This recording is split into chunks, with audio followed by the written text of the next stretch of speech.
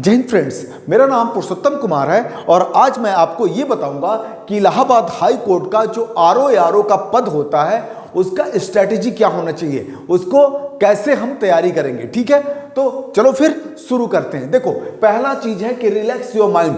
अपने माइंड को एकदम रिलैक्स रखना है कि भैया हमको तैयारी करना है। ठीक है, ये नहीं कि एक्स्ट्रा प्रेशर लेना है कि नहीं तैयारी करना है, तैयारी करना है, तैयारी करना है। नहीं, चिंता नहीं करना है। क्या करना है? एकदम रिलैक्स होके माइंड को एकदम रिलैक्स करके फिर तैयारी करना है। किसी से भी नहीं बताना है कि हम आरओ की तैयारी करने जा रहे हैं इलाहाबाद हाई कोर्ट का। क्यों नहीं बताना है? क्योंकि आपको एक्स्ट्रा बर्डन पड़ जाएगा, आपके माइंड पे एक्स्ट्रा बर्डन पड़ जाएगा या प्रेशर पड़ जाएगा। इसीलिए मैं कह रहा हूं कि आप एकदम रिलैक्स होके तैयार करो। ठीक है, अपनी तैयारी करो। ठीक है, चलो, ये पहली चीज है ना। कोई बताएगा नहीं, लेकिन जैसे मैं करता हूं, जैसे मैंने तैयारी किया हुआ है, डिट्टो वैसे ही मैं आपको बता रहा हूं, एक बड़े भाई की तरह बता रहा हूं मैं। ठीक है, तो क्या करना है? Relax your mind. ठीक है, जब आप किसी को बताओगे, जब आप किसी को कुछ बताते हो ना कि मैं तैयारी कर रहा हूं, तो एक्स्ट्रा बर्डन पड़ जाता है, प्रेशर पड़ जाता है और लोग पता नहीं क्या क्या कहते हैं। जानते ही ये समाज क्या है। ठीक है, नहीं होगा, कैसे नहीं होगा, क्या होगा, पता नहीं क्या, दुनिया भर की चीजें। ठीक है, चलो अब दूसरा चीज देखो, मेक योर ओन स्ट्रेटेजी। अगर मैंने स्ट्रेटेजी का वीडियो अगर मैंने बनाया तो इसका मतलब ये नहीं कि मेरी ही स्ट्रेटेजी काम करेगी। नहीं जी, किसी की भी स्ट्रेटेजी, अपना ओन का स्ट्रेटेजी होता है। आदमी, हर इंसान जो होता है वो अपना खुद का स्ट्रेटेजी बनाएगा। ठीक है, सबका अपना प्रायोरिटी होता है। ठीक है, मैं आपको एक रास्ता या पाथ बताऊंगा। ठीक है, मैं आपको स्ट्रेटेजी नहीं बताऊंगा, मैं आपको एक रास्ता या पाथ बताऊंगा। उस पाथ को आप देख के कि हाँ, मेरे लिए ये क्या चीज है, मेरे लिए क्या अच्छी चीज है, क्या बुरी चीज है, उस स्ट्रेटेजी को, अपने स्ट्रेटेजी को उसके अनुसार, मेरे रास्ते के अनुसार, जो मैंने रास्ता बताया है, अगर आप उसको फायदा पहुंचता है तो उसके अनुसार आप ढाल के अपने आप को आप तैयार करोगे कि हाँ, इस एग्जाम की मैं कैसे तैयारी करूंगा। ठीक है, अब तीसरा पॉइंट है सिलेबस ऑफ योर एग्जाम। सबसे पहले आपको एग्जाम का जो भी आप तैयारी करते हो, आरओ की जब आप तैयारी करोगे तो इसका पूरा सिलेबस आपको क्या होना चाहिए?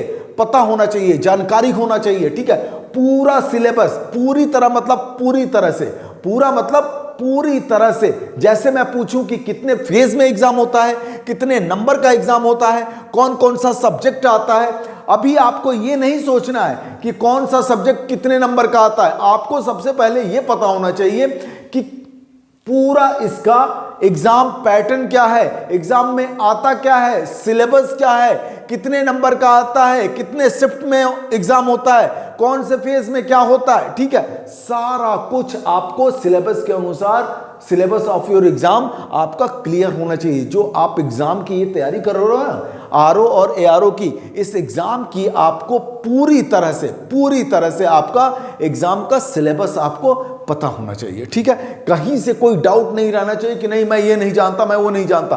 पूरा चीज, पेमेंट से लेके, फेज से लेके, क्या काम है, क्या सब कुछ। ठीक है, अब ये चौथा पॉइंट है कि इसकी स्ट्रेटेजी क्या होनी चाहिए। अभी तक तो ये भूमिका थी, अब क्या है, आपकी स्ट्रेटेजी क्या होना चाहिए। तो सबसे पहले प्रीवियस ईयर पेपर, जितना प्रीवियस ईयर पेपर है, जितने सब्जेक्ट आते हैं, देख लो। आपका सबसे पहले ध्यान से सुनिएगा, जो आपका सिलेबस है, सिलेबस आपका ये है, इसमें एक और आता है टाइपिंग टेस्ट। तो टाइपिंग के लिए आप अलग से 20 मिनट का आपका टाइपिंग टेस्ट होता है। ठीक है, 500 वर्ड। आप उसमें क्या करेंगे कि 20 मिनट की जगह पे आपको 40 मिनट डेली अपने आप को टाइम देना है और उसकी प्रैक्टिस कर। वो तो टाइपिंग टेस्ट होता है, वो टाइपिंग टेस्ट की आप अलग से तैयारी करते रहिए। रोज 40 मिनट अपने आप को टाइम दीजिए और उसकी प्रैक्टिस कीजिए। ये काम खत्म। अब सेकेंड जो फेज फर्स्ट में ये होता है कि आपका पूरा जीएस होता है 200 नंबर का और 200 क्वेश्चन होता है। ठीक है, तो आप ये जान गए कि ये हमारा चैप्टर्स है, ये हमारा सिलेबस है। तो जितने सब्जेक्ट आते हैं उन सब का प्रीवियस ईयर क्वेश्चन पेपर आपको ले लेना है। प्रीवियस ईयर क्वेश्चंस आपको सबसे पहले लगाना है, ठीक है, किसी भी पब्लिकेशन का। मैं ये नहीं कह रहा हूं कि ये पब्लिकेशन का, लेकिन मेरी प्रायोरिटी रहेगी, अगर मैं प्रीफर करूंगा तो मैं घटना चक्र को लूंगा।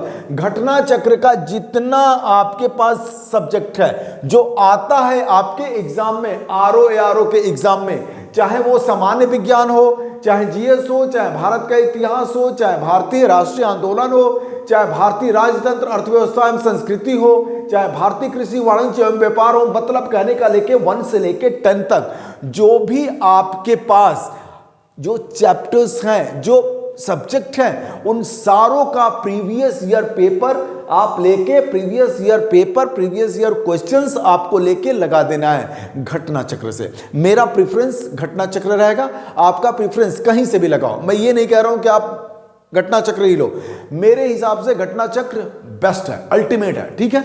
जब आप प्रीवियस ईयर क्वेश्चन पेपर पढ़ेंगे तो उस सब्जेक्ट का नॉलेज भी होगा और यह भी ज्ञात होगा कि कैसा क्वेश्चंस आते हैं, ठीक है। अगर आप पढ़ेंगे इसमें से प्रीवियस ईयर क्वेश्चन पेपर, तो सबसे पहले आपके दिमाग में ये रहेगा कि सारा चीज आपको सीक्वेंस साइज आपके दिमाग में बैठने लगेगा कि अच्छा ऐसा पेपर आता है, अच्छा ऐसा क्वेश्चंस आता है, सारा चीज आपको धीरे धीरे धीरे धीरे सब कुछ मालूम होने लगेगा।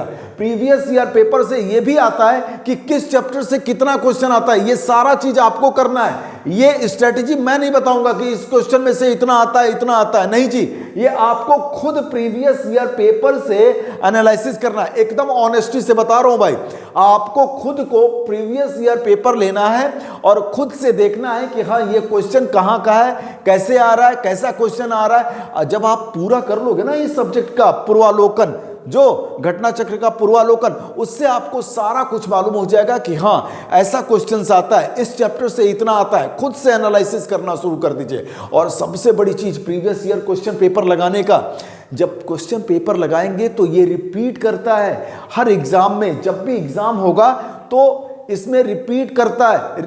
जब आप ये लगा लोगे तो वो रिपीट वाला जो क्वेश्चन रहेगा वो आराम से हो जाएगा, बिल्कुल आराम से हो जाएगा। तो ये लगाना जरूरी है। आपका स्ट्रेटेजी फर्स्ट है, प्रीवियस ईयर पेपर आपको लगाने हैं, ठीक है। जब आपने ये प्रीवियस ईयर पेपर पूरा लगा लिया, ठीक है, अब एक सब्जेक्ट मान लीजिए आपके पास सामान्य बौद्धिक क्षमता है, ठीक है, जिसको क्या बोलते हैं, रीजनिंग बोलते हैं। क्या बोलते हैं, रीजनिंग बोलते हैं, ठीक है। तो रीजनिंग और मैथ्स दोनों मिला के करीब 25 नंबर का आता है बौद्धिक क्षमता, सामान्य बौद्धिक क्षमता। ये मैं तो बता दिया कि 25 क्वेश्चन आता है। आप जब प्रीवियस ईयर क्वेश्चन पेपर लगाओगे तो आपको भी आइडिया हो जाएगा कि सर ये कितने क्वेश्चंस आते हैं, ठीक है। तो होता क्या है कि सामान्य बौद्धिक क्षमता अगर मान लीजिए आपको ये तैयार करना है, जब आपने प्रीवियस ईयर क्वेश्चन पेपर लगा लिया और क्या हुआ कि सामान्य विज्ञान का जो सामान्य बौद्धिक क्षमता का चैप्टर्स आएंगे, प्रीवियस ईयर क्वेश्चन आएंगे, तो इसमें आप देखेंगे कि कौन कौन से चैप्टर्स आते हैं आरओ एआरओ के एग्जाम में। जब आप प्रीवियस ईयर क्वेश्चन पेपर लगाओगे तो उस चैप्टर में से, उस सब्जेक्ट में से कुछ चैप्टर्स ऐसे होंगे जिसमें आपको समझ में आएगा कि अच्छा इससे आता है, अच्छा इस चैप्टर से आता है। जैसे आप रीजनिंग पढ़ोगे तो आपको समझ में आएगा कि अच्छा सीरीज से एक क्वेश्चन है, अच्छा ये क्लासिफिकेशन से क्वेश्चन है, अच्छा ये ब्लड रिलेशन से क्वेश्चन है। तो ऐसे ऐसे करके जब आप तैयारी करोगे सामान्य बौद्धिक क्षमता का, जब आप ये देख लिए कि हाँ सीरीज आ गया, क्लासिफिकेशन आ गया, ब्लड रिलेशन आ गया, अब इसके लिए क्या करेंगे कि जैसे ही क्लासिफिकेशन आया और आपको आ नहीं रहा है तो उस चैप्टर को आप देखेंगे, उस चैप्टर को इंडिविजुअली चैप्टर्स देखेंगे और क्लासिफिकेशन के ऊपर 200 क्वेश्चन लगा देंगे। मेरे हिसाब से जो मैंने अध्ययन किया है कि सामान्य बौद्धिक क्षमता के 10 से 12 चैप्टर आते हैं आपके आरओ एआरओ एग्जाम में। तो मान लीजिए 12 आपके चैप्टर्स आते हैं, 12 चैप्टर्स में से 12 चैप्टर में से अगर एक चैप्टर्स का 200 क्वेश्चन आपने लगा दिया तो आपके पास कितना क्वेश्चन आ जाएगा, 2400 क्वेश्चन। 2400 क्वेश्चन कर दिया आपने तो आपका 25 नंबर, 24 से 25 नंबर आपके पॉकेट में। समझ में आ रहा? कहने का मतलब कि हर सब्जेक्ट का ऐसे ही आपको करना है।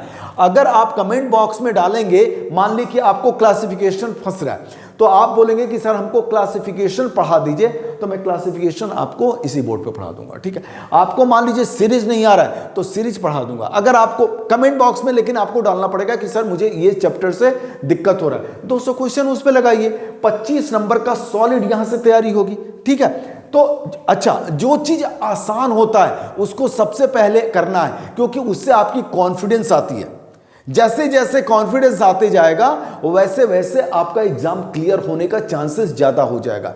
और कभी ये नहीं पजल होना है कि नहीं मेरे से नहीं होगा, होगा, मेहनत आपको करना है, ठीक है। मैं एक आपको रास्ता बता सकता हूं, अगर आप कहेंगे तो रीजनिंग का मैंने बताया, रीजनिंग के लिए कैसे करना है वैसे कीजिएगा। पहले प्रीवियस ईयर पेपर भाई सॉल्व कर देना है, पूरा टॉप से लेके बॉटम तक पूरा कर दो, ठीक है। ऐसा कर दो कि इसमें से अगर प्रीवियस ईयर क्वेश्चन पेपर में से कुछ भी आए तो आप मालूम कर लोगे। और जो क्वेश्चन फंसता है, जो भी क्वेश्चन फंसता है, उसको एक डाउट कॉपी में लिखना है, डाउट कॉपी में लिख के उस पर रिसर्च करना है कि हाँ मुझे ये नहीं आता है, चलो इसके बारे में पढ़ते हैं, ठीक है। समझ में आ रहा है?